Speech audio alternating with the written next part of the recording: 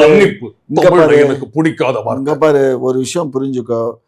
Joseph Vijay, Aadhav Arjun, அதுக்கப்புறம் இந்த ஒரு ராஜுவா நிர்மல் குமார், அப்புறம் ராஜன் ஒருத்தர், ஒரு ID, John Arokiasamy, John John Arokiasamy, லயலாமணி, மொத்தம் 12 பேர் அங்க இருக்க நிர்வாகிகள் எல்லாம் கிறிஸ்துவர்கள் தான். அதுல எக்ஸ்பெஷலி புரோட்டஸ்டாண்ட் இல்ல, எல்லாமே கேத்தலிக்ஸ். புரியுதுங்களா? ஆகையினால நல்லா இருக்கட்டும், வேண்டான்னு சொல்லல. கட்சி கேத்தலிக்ஸ்னா அவங்க இந்தியாவில் பிறந்தவங்க, தமிழ்நாட்டில் பிறந்தவங்க, அவங்க அரசியலில் வரக்கூடாதுங்கிறது இல்லை. அது மன்னிப்பு கேட்குறேங்கிற வார்த்தையை கூட பாவ மன்னிப்பு. அப்ப நீ பாவம் பண்ணதுனால மன்னிப்பு கேட்கிற. அதுவும் திமுகல இருந்து தானே பண்ணிருக்காரு. திமுகல இருந்து பண்ணா பாவம் இல்லையா? அது அதிமுகல பண்ணலாமா?